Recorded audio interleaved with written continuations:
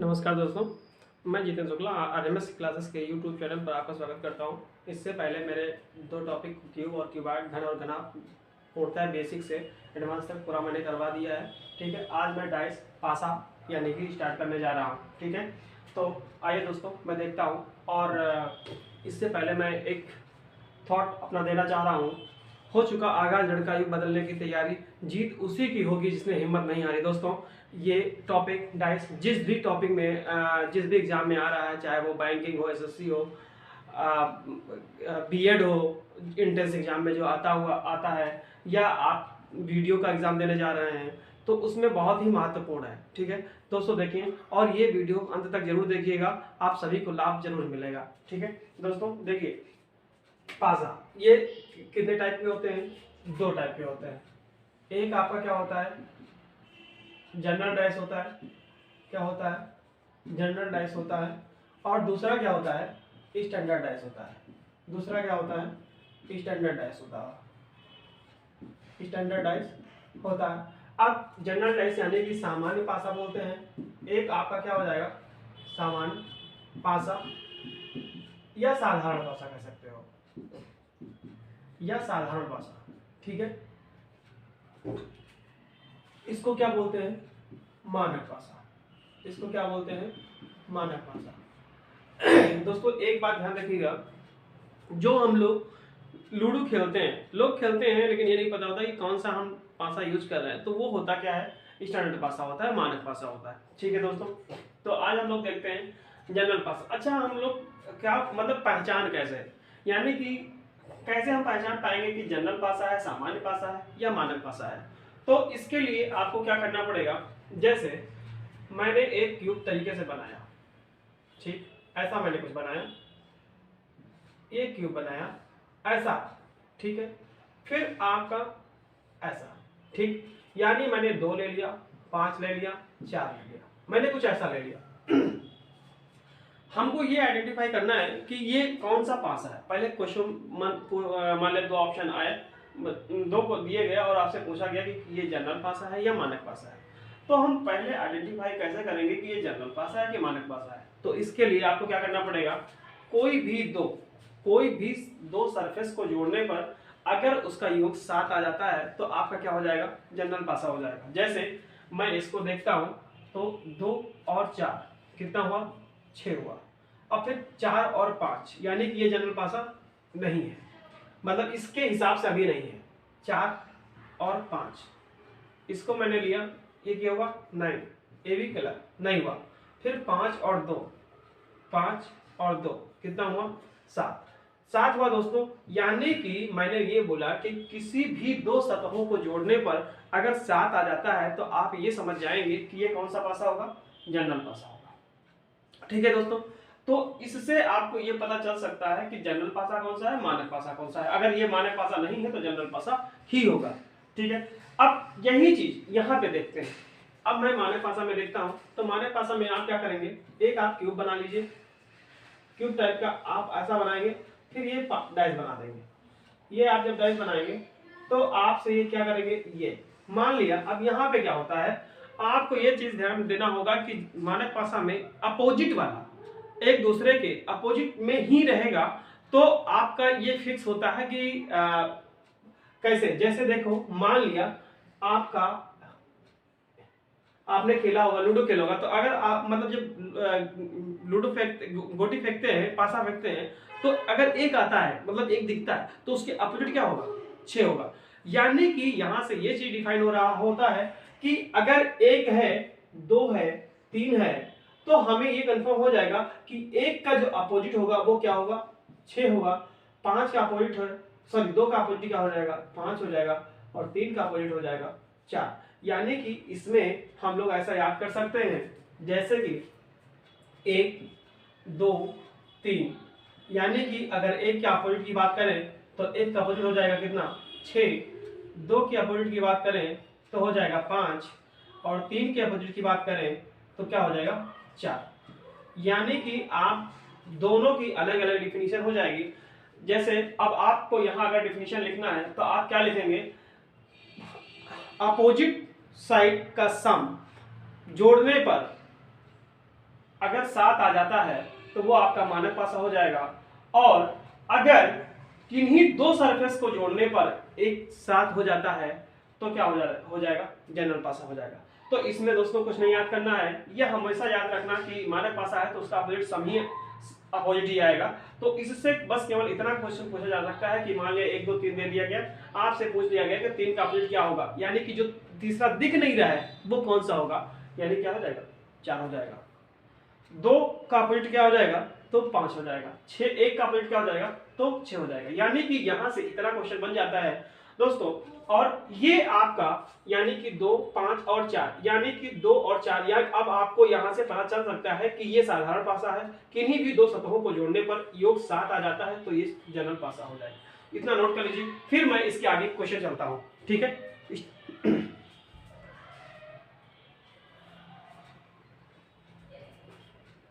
उम्मीद है नोट कर लिया होगा।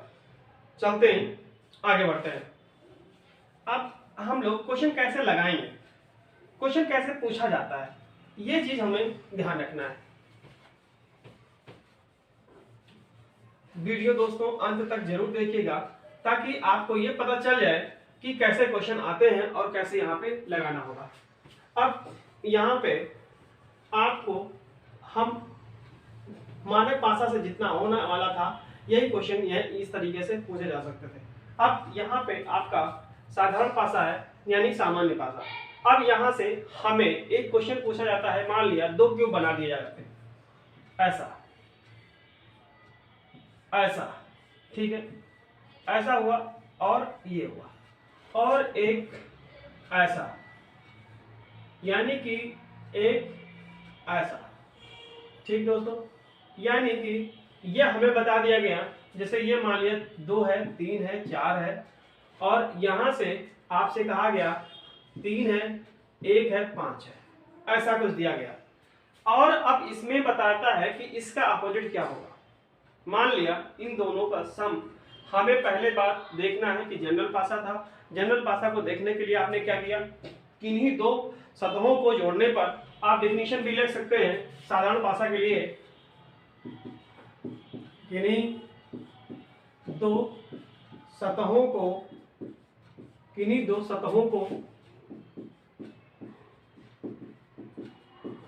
जोड़ने पर 7 आ जाए तो वह क्या होगा, सामान्य पासा होगा। क्या होगा, सामान्य पासा होगा दोस्तों। तो ये तो आपका तरीका था। अब आपसे ये पूछा जा रहा है कि 2 डाइस बना दिए गए और इसमें कहा जाए कि 3 का अपोजिट क्या होगा, या 4 का अपोजिट क्या होगा, या 5 का अपोजिट क्या होगा, तो उसके अकॉर्डिंग हम लोग क्या लगाएंगे और कैसे पहचान पाएंगे। तो दोस्तों एक बात, ये दूसरा टाइप का है। अब इसमें क्या करेंगे आप, इसमें एक को फिक्स करना होगा, कोई एक नंबर ऐसा होगा जो सेम आएगा, यानी कि यहाँ पे 3 आ रहा है, यहाँ पे भी 3 आ रहा है। अब इसमें जोड़ने या ऐसा कुछ करने से कोई मतलब नहीं होगा, बस आपको ये देखना है कोई भी एक नंबर जो सेम दिख रहा हो उसको पकड़ लीजिए। यानी 3 लिखा, इसमें भी 3, दोनों एक साथ लिख लीजिए। उसके बाद इसके बाद आप क्या करेंगे, एंटी क्लॉकवाइज घुमा देंगे, यानी 3 के बाद क्या आया, 2 आया। और यहाँ ये भी देखिए दोनों का प्रोसेस सेम ही होगा, यानी कि 3 के बाद इसको भी एंटी क्लॉकवाइज घुमा देंगे तो यहाँ पे 3 के बाद क्या आएगा, 1 आएगा। फिर इसके बाद दोस्तों आगे और बढ़ा देंगे, ऐसे घुमा देंगे और 1 के यानी कि 5, यानी कि 3 2 और 4 आया, और 1 के बाद क्या आया, 5 आया। तो ये दोस्तों हम लोगों को पता चल सकता है कि किसके अपोजिट कौन आएगा। यानी कि बात अगर किया जाए, आपसे क्वेश्चन ये पूछा जा सकता था कि दोनों पास से दिए गए हों और आपसे ये पूछ ले कि 2 का अपोजिट क्या होगा, या 5 का अपोजिट क्या होगा, या 3 का अपोजिट ही क्या होगा। तो एक बात ध्यान रखिएगा इसमें दोस्तों कि जो 3 का अपोजिट है वो नहीं दिख रहा है। क्या है, जो 3 का अपोजिट है वो नहीं दिख रहा है। क्या दिख रहा है, यानी 2 का अपोजिट क्या हो जाएगा, 1 हो जाएगा। यानी कि अगर आपसे क्वेश्चन ये पूछ लिया जाए कि 2 का अपोजिट क्या हो जाएगा तो आप 1 बता देंगे, और 4 का अपोजिट पूछा जाएगा कि 4 का अपोजिट क्या हो जाएगा तो 5 हो जाएगा। अब आप ये बताइए कि यहाँ से 3 हो गया, 2 हो गया, 4 1 5, क्या नहीं है यहाँ पे दोस्तों नहीं है, यहाँ पे 6 नहीं दिख रहा है, यानी कि आपसे ये पूछा जाए कि 3 का अपोजिट क्या होगा, 3 का अपोजिट क्या होगा, 3 का अपोजिट क्या होगा, तो आपका आंसर क्या हो जाएगा 6। यानी कि कहने का सेंस ये हुआ कि जो नहीं दिख रहा होगा वो आपका आंसर हो जाएगा कि 3 का अपोजिट 6 हो जाएगा, और बाकी का दिख रहा है वो भी सामने है आपको। ठीक है, तो उम्मीद मैं करता हूं कि ये समझ में आएगा, और इसको देख लीजिए, फिर इसके आगे क्वेश्चन का मैं दूसरा करवा रहा हूं, जिसमें से आपको सेंस पता चल जाएगा कि कैसे क्वेश्चन को हम आगे लगाएंगे। ठीक है, इसको नोट कर लीजिए दोस्तों, फिर उसके बाद में मैं अगला क्वेश्चन लगवाता हूं।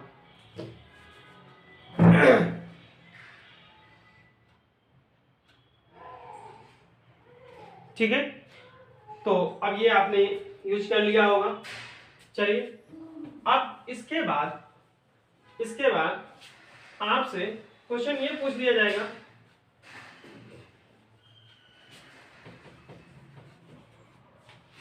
ये डिफिनेशन मैं पेश कर दे रहा हूं। अभी मैं जनरल पासे को अपोजिट बता रहा हूं कि जनरल पासे का अपोजिट कैसे हम आइडेंटिफाई करेंगे। अच्छा दोस्तों, अभी आपने देखा होगा कि अभी मैंने एक को कॉमन लिया और मैंने बता दिया कि इसका अपोजिट क्या होगा। अब इसकी जगह पे अगर मान लिया मैंने एक क्यूब लिया, और एक बात ध्यान रखिएगा आप, ये मैंने दोनों डैश बना लिया।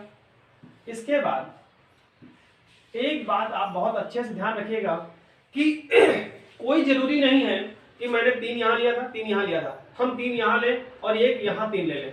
तो ये ध्यान रखना कि हमें केवल एंटी क्लॉकवाइज घुमाना ही है, जैसे जैसे घुमाते जाएंगे वैसे निकल जाएगा। तो ये हमको पता चल जाएगा कि इसका अपोजिट क्या होगा। अब इससे पहले मैंने क्या किया था, एक को कॉमन लेके गया था। अब दूसरा हम ऐसे कोई 2 नंबर लेंगे जो 2 कॉमन हो, जैसे मान लिया यहाँ 3 था, यहाँ मैंने 2 ले लिया, यहाँ 1 ले लिया। ठीक, यहाँ पे मैंने क्या ले लिया, यहाँ पे 2 ले लिया, और यहाँ पे मैंने 6 ले लिया। ठीक, अगर मैंने ऐसा लिया और मैंने आपसे क्वेश्चन पूछा गया कि ये क्वेश्चन पूछा गया ही है ये कि एक का अपोजिट क्या होगा, क्वेश्चन होगा कि 1 का अपोजिट क्या आएगा। तो बताइए दोस्तों, अब आप लोग बताएं कि कैसे आएगा, क्या आएगा। यानी कि आपको ये ध्यान रखना है कि जब कोई भी 2 कॉमन मिल रहे होंगे तो जो तीसरा दिख रहा होगा वो खुद ही का अपोजिट होगा। जैसे यानी कि 3 2 1 और इसका 3 2 1 की बजाय 6। ठीक, तो आप इसमें एंटी क्लॉकवाइज घुमाने की कोई आवश्यकता नहीं है दोस्तों। यहाँ पे जब 2 कॉमन दिख रहे हैं यानी कि जो तीसरा है ना वही अपोजिट वाला दिख रहा है, तो यहाँ पे एक आप पकड़ लेंगे। एक का अपोजिट क्या हो जाएगा दोस्तों, 6 हो जाएगा। यानी कि अब आप एक का आंसर क्या लगा देंगे, 6 लगा देंगे। ठीक है, लेकिन एक बात ध्यान रखना, अगर आपसे कोई ये पूछ ले कि 3 का अपोजिट क्या होगा या 2 का अपोजिट क्या होगा, तो एक बात ध्यान रखिएगा कि अगर क्वेश्चन ये आ जाए कि 3 का अपोजिट क्या होगा, 3 का अपोजिट क्या होगा 3 का अपोजिट क्या होगा, तो 3 का अपोजिट हम लोग कैसे बताएंगे, हम लोग 3 और 2 दोनों का। तो आप बताओ 3 का, जैसे 1 और 6 फिक्स हो गया, तो बचा आपके पास क्या, यानी कि आपके पास 2 भी हो सकता है, 4 भी हो सकता है, 5 भी हो सकता है। ठीक है, 1 और 6 तो कंफर्म हो गया। तो इसमें से 3 का अपोजिट 2 4 5 इनमें से कोई भी एक हो सकता है, ये बात को ध्यान रखिएगा। ठीक, ऐसे ही 2 का पूछ ले, तो 2 का पूछने के बाद में तो यहाँ पे 3 भी हो सकता है, 4 भी हो सकता है और 5 भी हो सकता है। ठीक है दोस्तों, यानी कि ये भी सही हो जाएगा और ये भी सही हो जाएगा। अगर किसी का एक का फिक्स कर देगा तो दूसरा वाला अपने आप से निकल जाएगा। ठीक है दोस्तों, तो ये अच्छे से ध्यान से देख लीजिए, ये क्वेश्चन बहुत ही एग्जाम के पॉइंट ऑफ व्यू से बहुत ही इंपॉर्टेंट है, और ऐसे क्वेश्चन पूछे गए हैं जिसमें से कोई डिफाइन नहीं होता है कि कौन सा क्वेश्चन और क्या आंसर उसका आएगा। ठीक है, तो इस बात को ध्यान रखिएगा, और अगर ऐसा आता है तो हम ऐसे ऑप्शन को ही हम टिक करेंगे, अन्यथा नहीं टिक करेंगे। ठीक है, और या तो किसी एक का फिक्स कर देगा तो दूसरा वाला अपने आप से निकल जाएगा। ठीक है दोस्तों, इसको नोट कर लीजिए।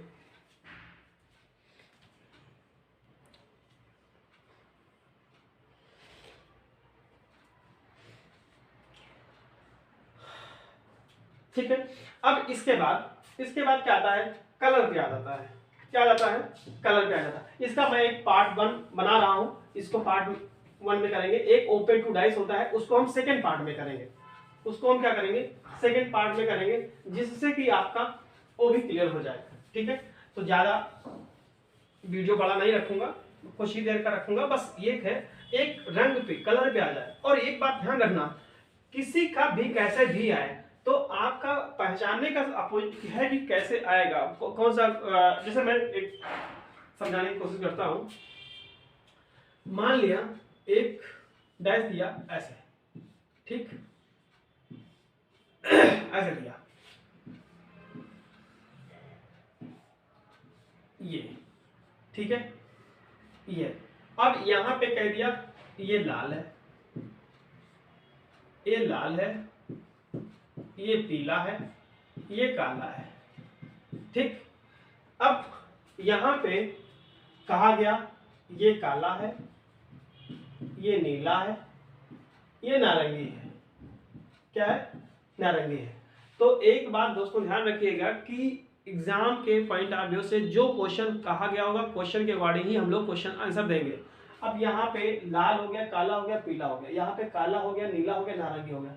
तो अगर मैं आपसे ये पूछूं कि लाल का अपोजिट क्या होगा, क्वेश्चन आ गया कि लाल का अपोजिट क्या होगा, आप बताएं लाल का अपोजिट क्या होगा।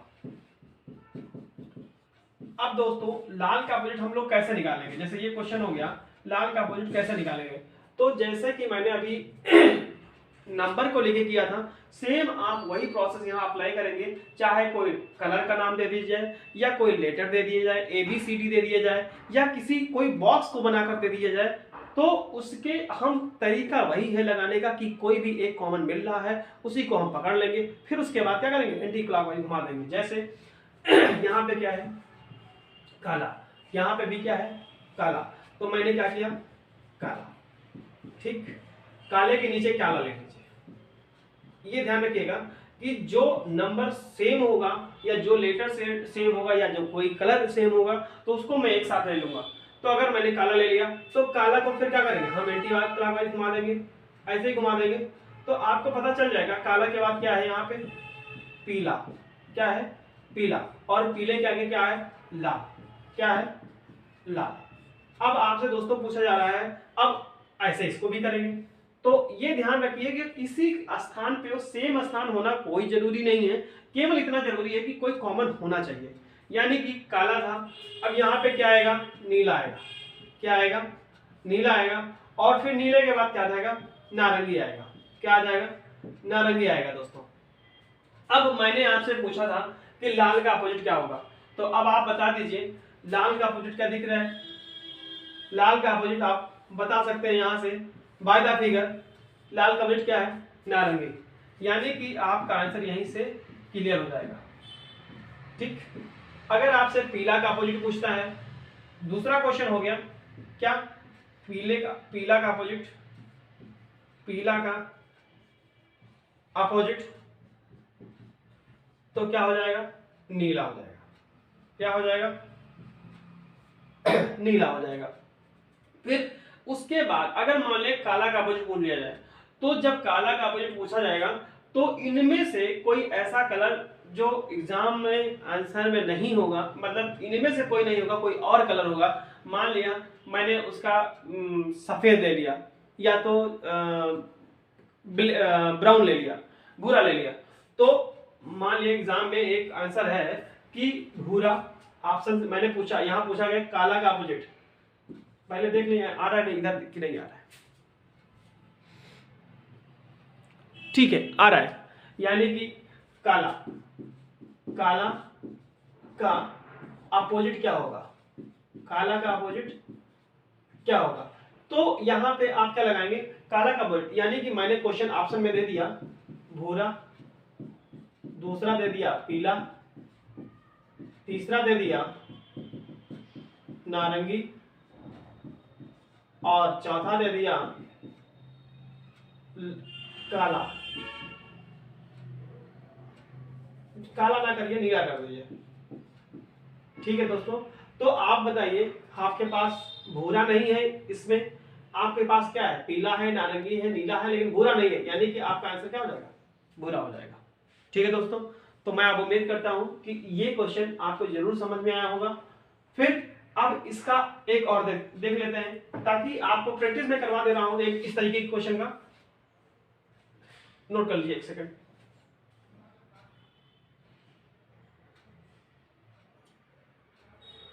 ठीक है दोस्तों, चलिए,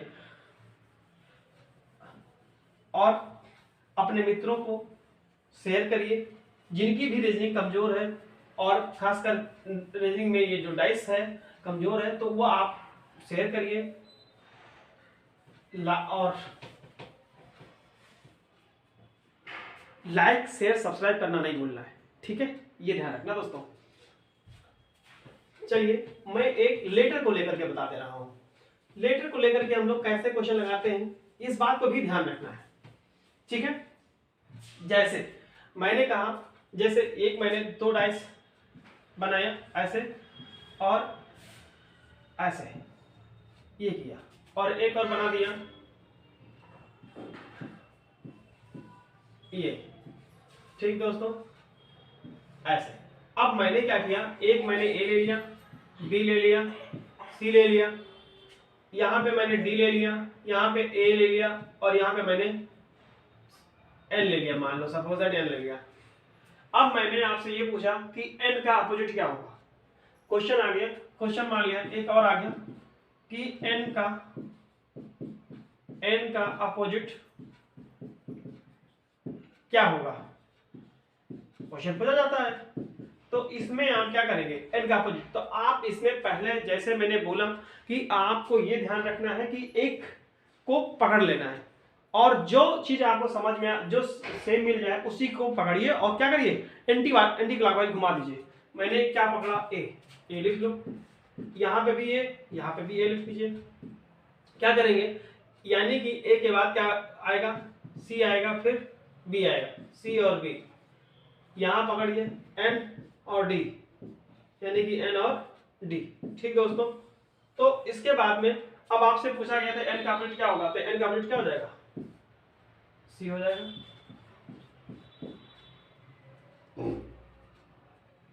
बताइए समझ में आएगा नहीं आया, ठीक है दोस्तों। ऐसे ही अगर आपसे बी का अपोजिट पूछा जाता है, तो बी का अपोजिट क्या हो जाएगा,